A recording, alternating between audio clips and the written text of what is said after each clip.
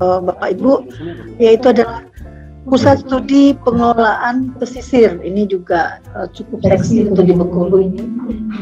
Topiknya ya wilayahnya juga cukup panjang.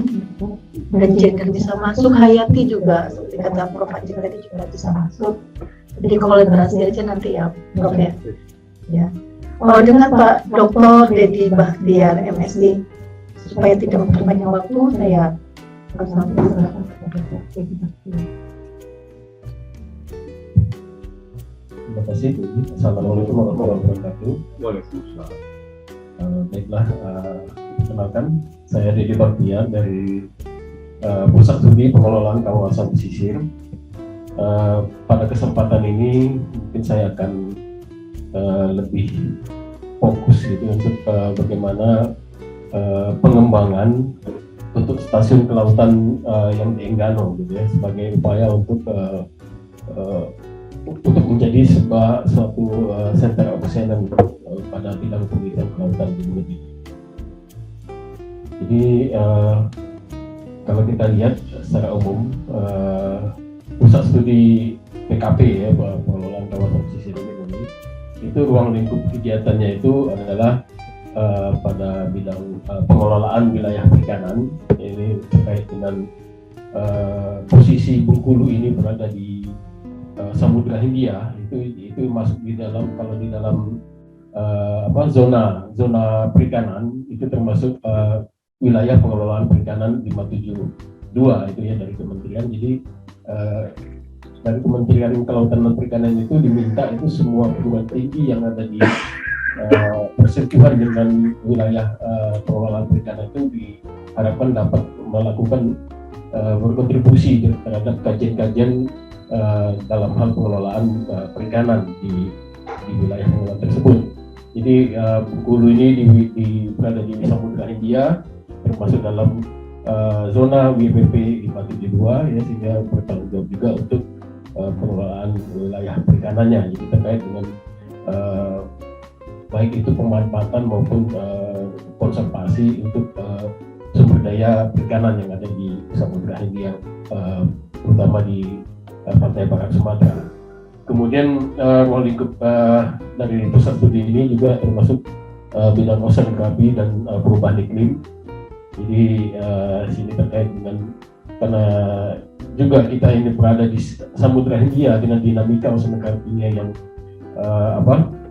sangat dinamis, dan juga kalau kita kaitkan juga dengan Samudra Hindia itu adanya perubahan iklim atau anomali iklim yang ada di Samudra Hindia, seperti yang kita rasakan kemarin itu ada Indian Ocean Dipole positif yang tahun 2019-2020 yang menyebabkan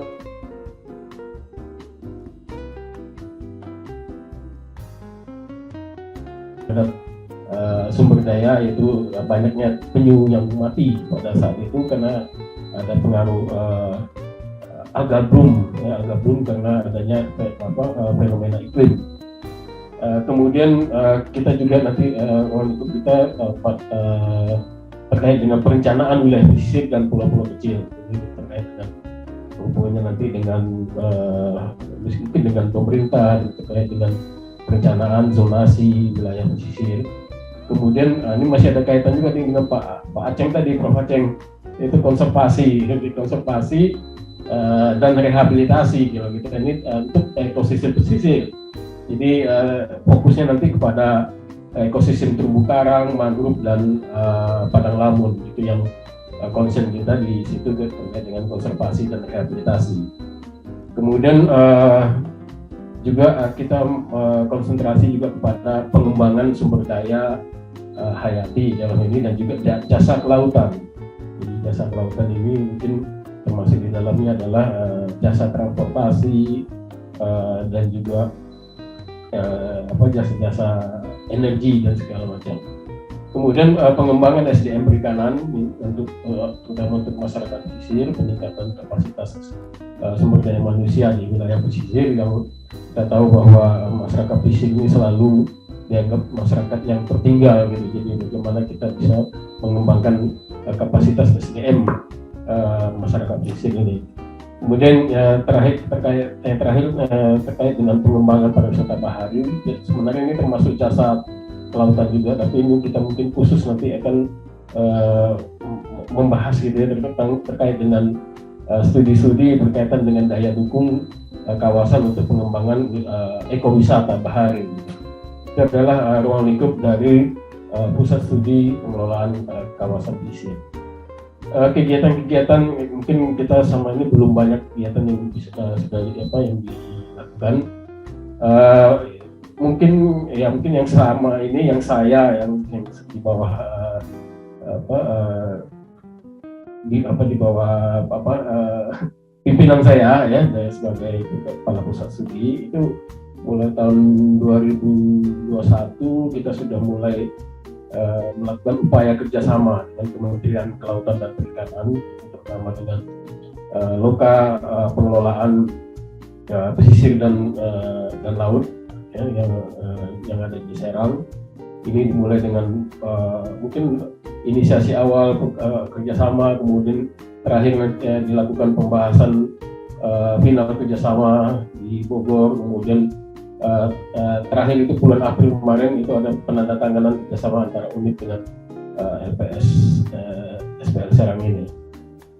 Kemudian kita juga membantu kementerian juga itu terkait dengan sosialisasi untuk pemanfaatan ruang laut. Jadi saat ini pihak Kementerian Kelautan gencar sekarang untuk mensosialisasikan terkait dengan perizinan untuk pemanfaatan ruang laut. Jadi setiap aktivitas yang memanfaatkan ruang laut saat ini harus mendapatkan perizinan dari Kementerian Kelautan. Jadi bukan hanya bidang perikanan saja, termasuk pertambangan, pelabuhan, semuanya itu semua aktivitas yang terkait dengan pemanfaatan ruang laut harus mendapatkan izinnya. Jadi dalam hal ini kita pusat studi telah membantu untuk melakukan sosialisasi terkait perizinan untuk pemanfaatan ruang laut. Di samping itu juga kita UNIP ya dalam hal ini juga mencoba untuk melakukan pengusulan untuk perizinan pemanfaatan ruang laut itu dengan untuk diperuntukkan untuk stasiun kelautan di Pulau Enggano ini. Ini sekarang dalam in progress ya proses perizinannya.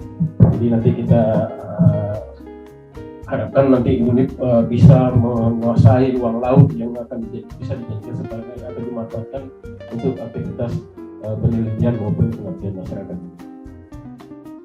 Jadi fokus saya di sini akan menjelaskan terkait dengan bagaimana pengembangan stasiun kelautan tersebut. Jadi untuk kedepannya karena kita tadi sudah ada kerjasama dengan Kementerian Kelautan, yaitu terutama dengan LPSPL Serang. Tentu kedepannya kita akan coba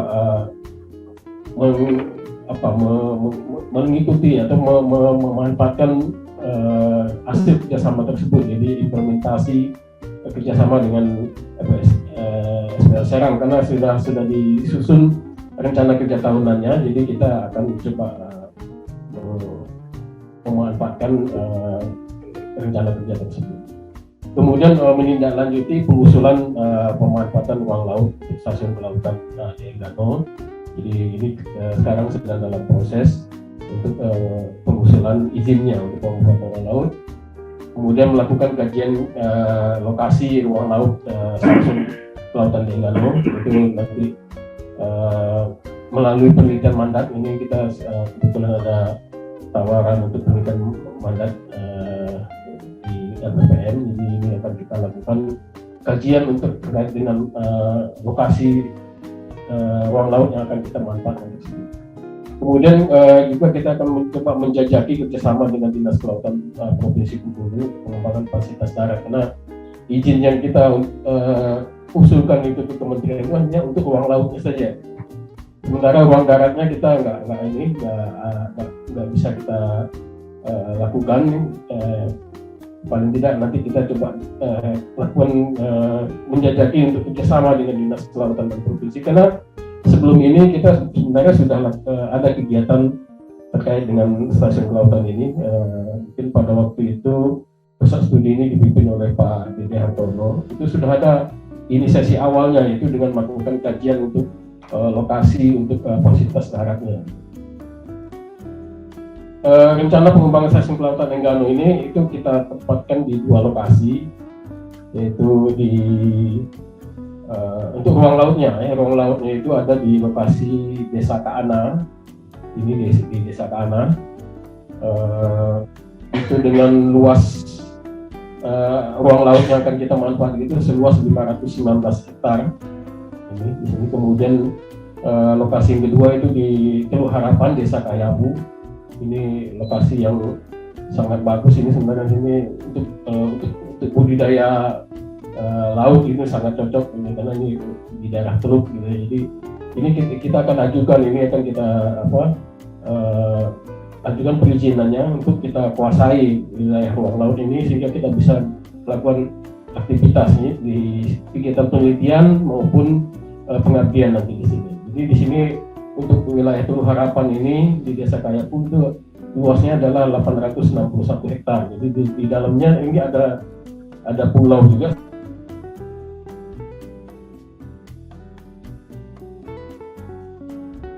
Yang kita juga bisa manfaatkan nanti untuk aktivitas penelitian. Jadi ada 2 yang kita ajukan untuk lokasi stasiun ruang laut dari stasiun kelautan di Enggano ini. Nah, ini mungkin alasan kita mengapa memilih stasiun kelautannya di Enggano, yaitu karena Enggano ini memiliki potensi sumber daya kelautan yang sangat lengkap. Jadi ekosistem pesisirnya, ekosistem lautnya itu sangat lengkap dan masih bagus gitu ya. Di situ ada ekosistem mangrove-nya yang masih bagus sekali ya. Kemudian terumbu karangnya juga masih relatif masih baik. Ada padang lamun dan juga kemudian sumber daya hayati rumput laut dan juga perikanannya relatif masih di Enggano masih relatif masih baik gitu ya. Kondisi lingkungannya juga masih baik ya, sehingga tidak ada indikasi pencemarannya. Kemudian kondisi ekosistem pesisir masih terjaga, dan pulau ini terpisah dari daratan laut sehingga memiliki ekosistem yang khas gitu. Di samping itu juga masih ada ketersediaan lahan yang masih banyak di Enggano ini dan juga terjangkau untuk dijadikan sebagai stasiun kelautan. Nah, ini zonasinya ya, rencana zonasi untuk ruang lautnya ya. Jadi ini kami berikan kesempatan nanti Bapak dosen, Bapak Ibu dosen di unit ini untuk melakukan riset-riset yang terkait dengan kelautan, itu bisa memanfaatkan ruang laut yang nantinya kalau izin ini keluar, maka ini akan menjadi hak pengelolaan dari kita untuk mengelola ruang laut ini gitu. Jadi bisa kita manfaatkan nanti untuk kegiatan penelitian. Misalnya dalam ini kalau saya sudah mencoba untuk membuat zonasinya, yaitu nanti ada penelitian terkait dengan teknologi konservasi dan rehabilitasi karang, mangrove dan lamun, kemudian pengembangan teknologi penangkapan ikan, dan di sini ada zona alur, karena di sini kita rencanakan ada bangunan fisiknya ataupun fasilitas daratnya ada di Kaana, sehingga di sini nanti ada dermaga, jadi sehingga ada zona alur dan tempat labuh untuk armada risetnya. Nah, ini sini ada peruntukannya, yaitu ada zona H ini adalah riset untuk kegiatan riset dan juga praktek mungkin kegiatan teknologi penangkapan ikan di sini ya, di zona H. Kemudian ada zona I-nya untuk kegiatan rehabilitasi terumbu karang, dan juga nanti kita akan kembangkan di sini adalah coral stock center-nya di sini. Jadi nanti ini diperuntukkan untuk penyedia stok terumbu karang yang akan dijadikan sebagai sumber donor untuk kegiatan rehabilitasi terumbu karang. Jadi selama ini kan kegiatan rehabilitasi terumbu karang itu selalu mengambil donor ataupun karang yang akan ditransplant itu adalah yang ada langsung di alam gitu. Jadi kita seakan sebenarnya merusak gitu. Jadi kita buat coral stock center, jadi setiap kegiatan aktivitas rehabilitasi kita mengambil sumber ataupun donor karang itu kita ambil dari stock center ini gitu. Kemudian ada alur tambat labuhnya, kemudian ada di zona K ini ada kita manfaatkan untuk riset praktek rehabilitasi ekosistem Lamun. Itu ada seluas 41 hektar. Ya. Kalau tadi untuk karang tadi ada 139 hektar. Kemudian ada riset untuk praktek rehabilitasi ekosistem mangrove dan biota bentik itu ada 27 dengan luas sekitar 27 hektar. Sedangkan untuk lokasi di Desa Kayabu di Teluk Harapan ini kita peruntukkan untuk kegiatan riset mempelajari tentang dinamika oceanografi dan instrumentasi kelautan. Ini di zona A ini ya, kita manfaatkan untuk riset bidang oceanografi dan instrumentasi. Jadi ada dengan luas sekitar 164 hektar. Kemudian ada riset dan juga kegiatan praktek di sini untuk pengelolaan pesisir dan pulau-pulau kecil di zona B. Di sini ada pulau-pulau kecil karena di sini di dalamnya ada pulau bangkai yang bisa kita manfaatkan untuk kegiatan riset terkait dengan pulau-pulau kecilnya. Kemudian di zona C ini ada riset untuk praktek budidaya rumput laut di sini ya. Jadi perairan di sini cukup tenang, jadi bisa dijadikan sebagai area untuk kegiatan budidaya. Jadi budidaya rumput laut di sini juga ada budidaya ikan, ada juga nanti budidaya teripang juga kita alokasikan di sini. Jadi ada sekitar untuk rumput laut itu ada 146 hektar, untuk budidaya keramba ini ada 123 hektar. Ya. Kemudian untuk budidaya teripang itu ada 94 hektar. Kemudian ada penelitian terkait dengan makrobentos itu di wilayah pantainya sini ya, di zona E. Di sini zona E itu sekitar 80 hektar luas yang ruang laut yang bisa kita manfaatkan. Kemudian ada untuk riset ekosistem Lamun di zona G ini itu ada 41 dengan luas 41 hektar. Ini adalah totalnya itu adalah 861 hektar untuk wilayah di desa di Teluk Harapan ya, desa Kayabu. Ini adalah usulan yang kita ajukan ke kementerian untuk mendapatkan izin pengelolaannya. Jadi nanti jika izin ini keluar, maka ini kita akan menjadi pengelola ruang laut tersebut gitu ya. Jadi kita bisa lakukan aktivitas apa saja di situ terkait dengan riset, praktek mahasiswa maupun pengabdian masyarakat nanti. Sedangkan ini adalah rencana untuk pengembangan ruang darat untuk fasilitas fisiknya. Ini bangunan fisiknya ini sebenarnya sudah diinisiasi awal gitu ya, waktu zamannya Pak Dede. Itu kerjasama dengan Dinas Kelautan dan Perikanan. Itu kita sudah melakukan kajian studi kelayakannya dan juga untuk pengembangan stasiun kelautan. Jadi kerjasama dengan Dinas Kelautan. Ini sudah kita lakukan kajiannya, namun sampai sekarang tidak ada tindak lanjutnya. Jadi maka kita akan coba angkat kembali gitu ya, sampai dia nanti fasilitas darat ini, fasilitas fisik ini bisa terwujud. Mudah-mudahan nanti pihak universitas mau memfasilitasi ini ya, dan juga mungkin ya kita coba kerjasama dengan pemerintah provinsi gitu. Ini adalah yang kajian yang sudah kita lakukan. Itu lokasinya di Desa Kaana ya, tadi di zona tadi ya. Di sini sudah kita buat zonasinya, dan juga bahkan kita sudah menyusun site plan-nya. Jadi site plan-nya sudah ada. Jadi ini adalah upaya-upaya yang telah kita lakukan sampai ke pengukuran lahannya. Itu kita sudah ada ketersediaan lahan, dan juga ada masyarakat yang bersedia untuk lahannya dibebaskan. Itu juga dari kepala desa juga sudah mendukung untuk adanya stasiun kelautan ini. Ini kita sudah melakukan pengukuran lahannya.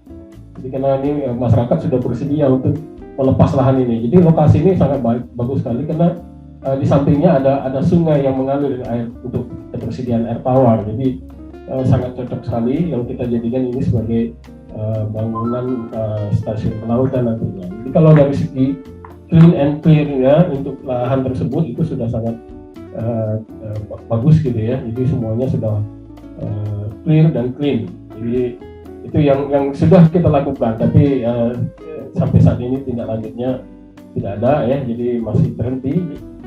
dan pihak desa Pak Kades ini selalu menanyakan, Pak gimana tindak lanjut. Jadi kami sebenarnya malu juga kalau ditanyain terus gitu kan.